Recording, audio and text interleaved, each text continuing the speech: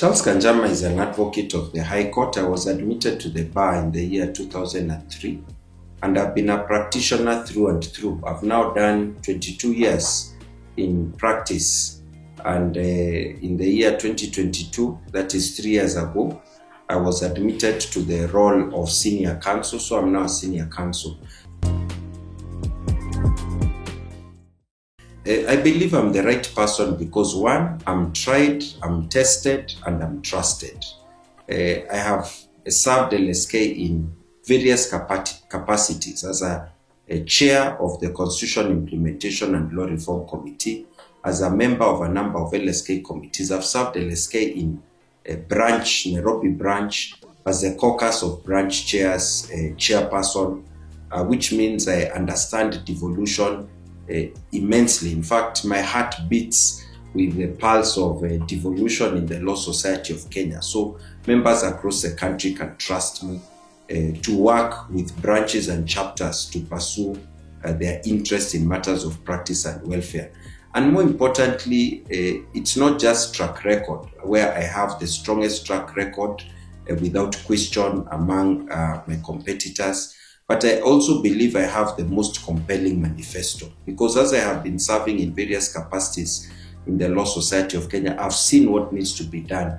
I've been involved in making recommendations and suggestions, but I've realized that ultimately the president of the Law Society has a very influential ability to get things right on rule of law, on practice and welfare, engagement with members, and also integrity, because we need a president whose integrity and independence will not be questioned. And those are some of my strengths.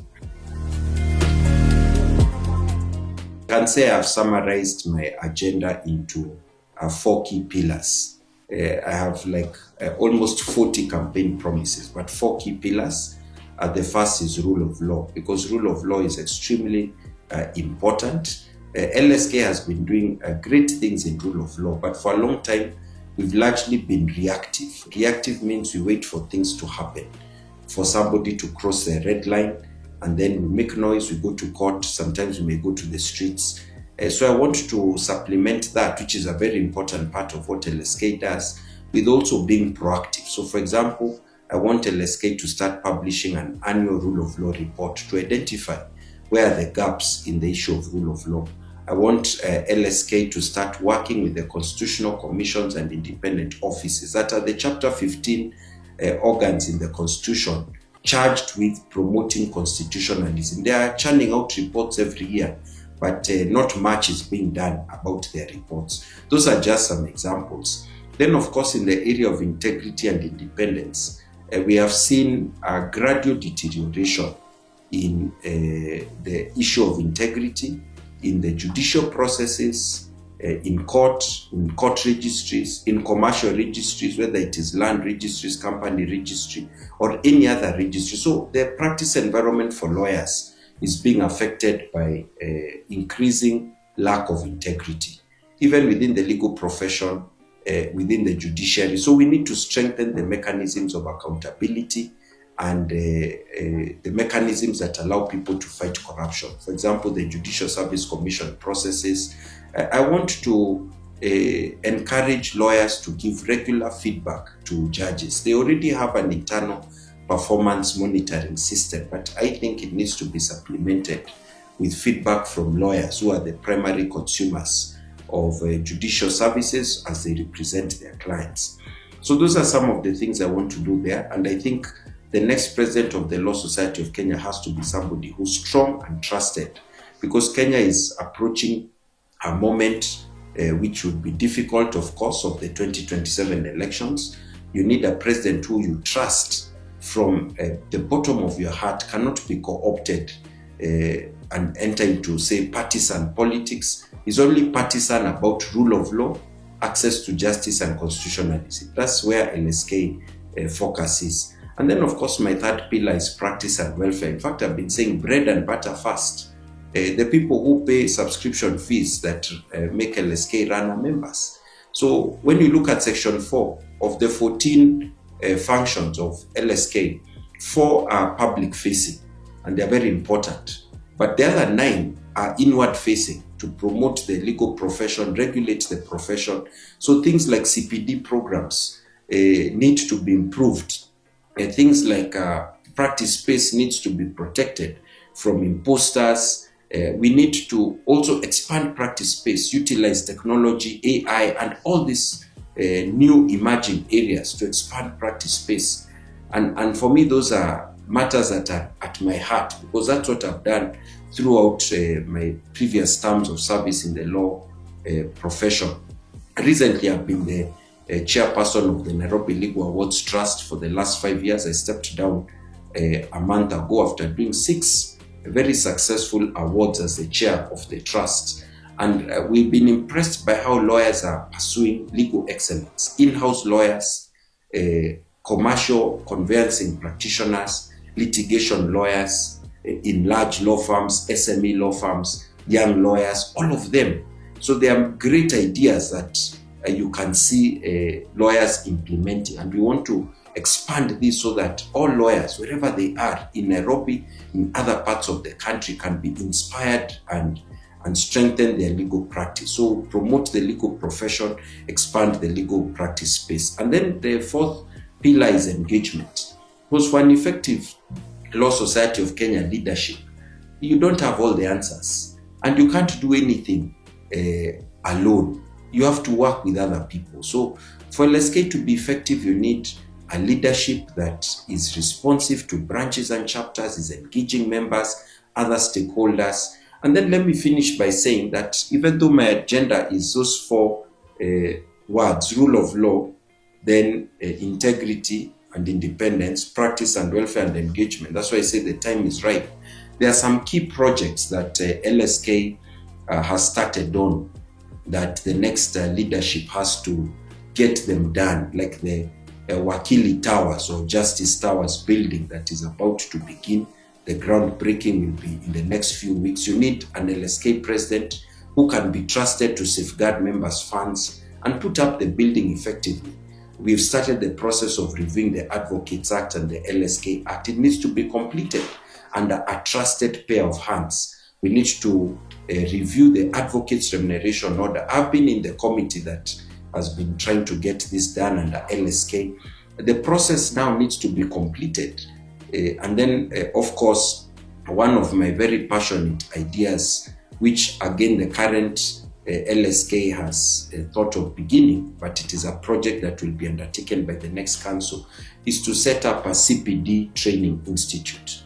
Because our CPDs until now are largely entry level. It means any member of the profession goes for any CPD, and they are almost like entry level. And we need to come up with CPD training courses that are more advanced, more specialized, and so on. So those are some of the passionate things I'm interested and committed in implementing that are in my manifesto.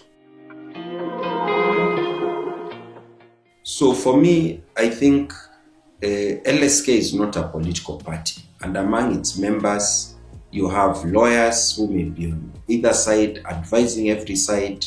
There are those who will be advising IEBC, who are the election management body, and acting for IEBC. Even the Law Society of Kenya in electoral processes comes in as an observer during the elections and then goes to court as an interested party or amicus curiae. And that LSK has to do. And the only way LSK can do that is by ensuring that you remain focused on the role of LSK to assist the government, the courts, and the public on issues of rule of law, constitutionalism, and access to justice. So it shouldn't matter who is the one violating a rule of law or access to justice. You call them out. So if you are partisan on the principle, not on the person, then it doesn't matter who is the person. And the people realize that it's not that you're taking a political stance, you're taking a partisan stance in favor of principle. So when the people comply with the principle, I'm good with them. When they don't comply with those principles, they violate rule of law or human rights or constitutionalism, then you call them to account, because that is a statutory mandate of the legal profession. And I think if I become president of the Law Society of Kenya, which I will, the vote of the lawyers in this country, then I will strengthen those mentorship programs. In fact, my second mantra is strong LSK for all. So I want an LSK where everyone feels equally at home. And I want to encourage senior lawyers to sign up for a structured mentorship with younger lawyers, to train them, to encourage them, to show them the tricks of the trade. And that way, it will all be for the benefit of the consumers of legal services.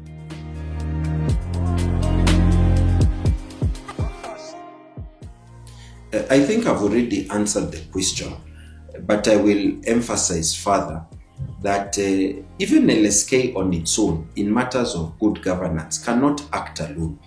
There are times when you need to collaborate with other civil society actors, other human rights organizations. When you are pursuing the right goal, there are times you need to sit across the table, even from somebody in the judiciary, the legislature, even maybe somebody in the executive, but you are pursuing a rule of law and constitutionalism and human rights. And there are times you will be sitting across the table from somebody who may be in the opposition, but who is pursuing the same end.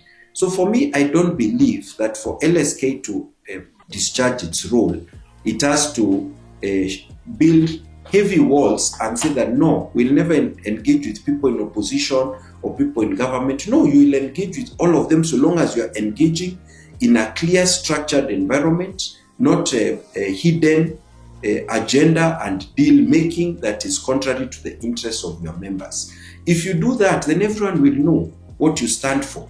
Because when they engage you, you will tell them what you stand for. As I was telling you, for example, to really get lawyers' interest in dealing with the police, there are times you will go to the police station, several of you, to go and try and rescue a police officer. But there are times you need to sit across the table from the IG police, Inspector General of Police, or the Director of Criminal Investigation and say, can we do an MOU? And agree on the MOU. So that approach, when you take that approach, where your commitment is to those matters of principle, then everyone who's around you can try and engage you and will engage you on occasion, but they will not change you from your goal. That is my commitment to the members of the Law Society of Kenya. You think who has the most compelling manifesto, who has the most trusted track record? You can't have somebody who gives you promises but doesn't have track record to show competence. You can't have somebody who is telling you about their track record but they don't have a clear manifesto. It's just becoming, say, a career council member. So ask yourself who would be best placed to transform the Law Society of Kenya.